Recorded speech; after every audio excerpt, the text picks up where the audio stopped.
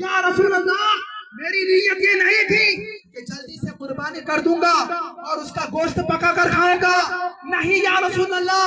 میری نیت یہ تھی جو غریب اور مسکین اور محتاج جو میرے پڑوسی میں رہتے ہیں، جو میرے اگل بغل میں رہتے ہیں، مجھے اس کی فکر لاحق ہوئی، اسی لیے یا رسول اللہ جو ایک جانور تھا میں نے عید کی نماز سے پہلے قربان کر دی۔ تو اللہ کے رسول نے فرمایا اے میرے صحابی جو تم نے عمل کیا ہے، تمہاری یہ عمل، تمہارا یہ فعل اپنی جگہ پہ تو صحیح ہے، لیکن میرا حکم یہ ہے کہ عید کی نماز سے پہلے کوئی بھی شخص قربانی جانور نہ کرے بلکہ 2 گانا نماز ادا کرے، پھر جا کر وہ شخص جو ہے قربانی کرے۔ تو اے میرے صحابی صحیح بات ہے، تمہاری نیت اچھی ہے، تم نے جو ہے اپنے پڑوسیوں کے حقوق کو سمجھ کر محتاجوں اور مسکینوں کی احتیاج کو دیکھتے ہوئے تم نے اگر جانور ذبح کر دیا تو کوئی بات نہیں ہے، وہ تمہارا نفل کے طور پر ہو جائے گا، لیکن اگر یہ تم کہو گے کہ یہ سنت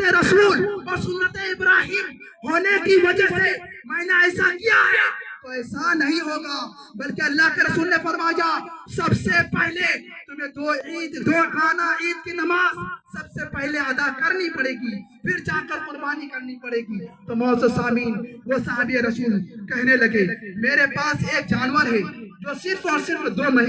مہینے کا ہے۔ تو اللہ کے رسول نے فرمایا اگر 6 مہینے کا تمہارا جانور ہے تو یہ صرف تمہارے لیے ہے کہ جاؤ 6 مہینے کے اسی جانور کو تقرب اللہ سمجھ کر قربان کر دو، تمہاری قربانی ہو جائے گی، بولو سبحان اللہ۔ تو معزز سامعین یہ آپ کو مسئلہ بھی معلوم ہو گیا کہ کوئی بھی شخص عید کی نماز سے پہلے قربانی نہیں کر سکتی، اس لیے کہ یہ شریعت میں جائز ہی نہیں ہے۔ معزز سامعین اور بھی بہت سارے ایسے مسائل ہیں جو اگر بیان کرتے جائیں تو بہت زیادہ ٹائم لگ جائے گا۔ معزز سامعین اب بات آ گئی تو میں چلتے پھرتے آپ کو ایک بات بتا دوں۔ معزز سامعین قربانی کے جانور کو جب آپ ذبح کر لیں تو معزز سامعین اس کا جو حقدار ہے، جو اس کا مستحق ہے، اس کو دینا پڑے گا۔ اس کا محتاج اگر کوئی مسکین ہے، محتاج ہے جو مالک نصاب نہیں ہے، معزز سامعین جس کے اندر قربانی کرنے کی قوت نہیں ہے، جو محتاج ہے، جو مسکین ہے، جو کھانے کے لیے بھی در در مانگتے پھرتے ہیں، مانگنے کی جو ضرورت پیش آ جاتی ہے، وہ بھی چمڑے کے حقدار ہے۔ لیکن معزز سامعین میں آپ کو یہ بتا دوں، لیکن مفتیان کرام اور علماء کرام نے اس پر بہترین طریقہ نکالا ہے کہ اگر دور حاضر کو دیکھا جائے تو محتاج اور مسکین ابھی بہت زیادہ کم نکلتے ہیں، محتاج اور مسکین کا نام و نشان بہت کم ہے، لیکن علماء کرام نے کہا، علماء کرام نے فرمایا، مفتیان کرام نے فرمایا اے لوگوں اگر تم اپنے جانور کے چمڑے کو دینا چاہتے ہو تو سنو اس کا مستحق ہم تمہیں بتا دیتے ہیں۔ تو شریعت میں یہ آیا ہے جو ہمارے مفتیان کرام علماء کرام کا فتویٰ ہے کہ اگر چمڑے کا کوئی شخص حقدار ہے تو وہ مدرسے کے طالب علم ہے۔ کیوں؟ اسی لیے کہ طالب علم جو ہے اپنے گھروں کو چھوڑ کر، اپنے ہر چیز کو چھوڑ کر مدرسے میں آتے ہیں، اور جانتے ہو مدرسے میں کیوں؟ تعلیم حاصل کرنے کے لیے۔ کیوں؟ اس لیے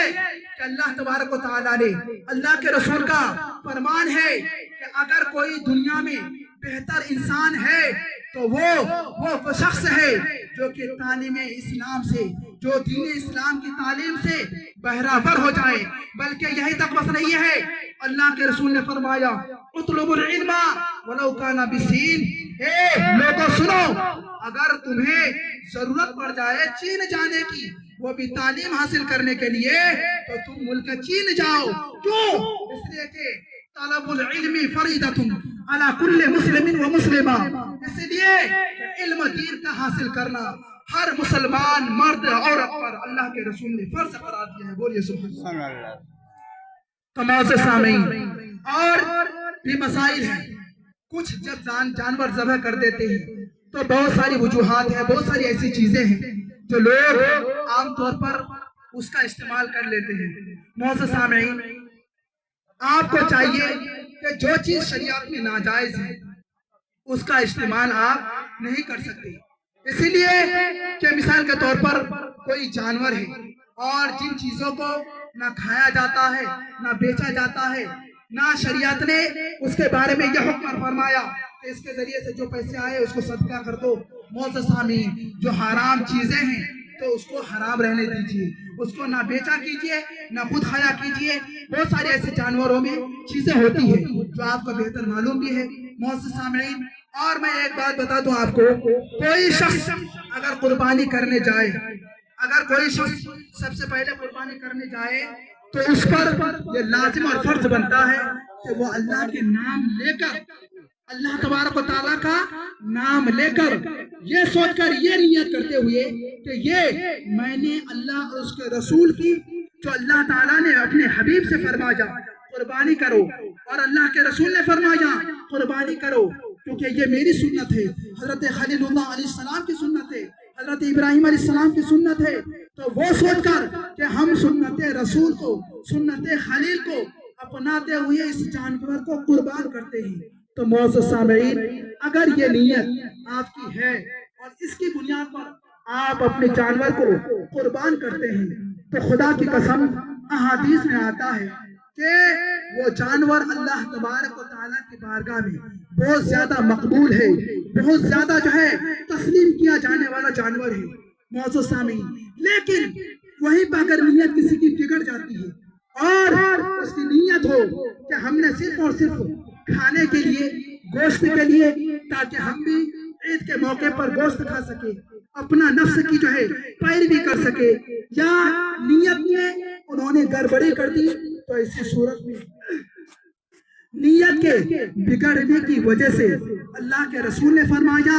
اس کی وہ قربانی اللہ تعالیٰ کی بارگاہ میں قبول نہیں ہے. کیوں؟ اس لیے کہ اس نے اپنی نیت کو بگاڑ دیا ہے. اور آپ کو یہ بات بھی بتانا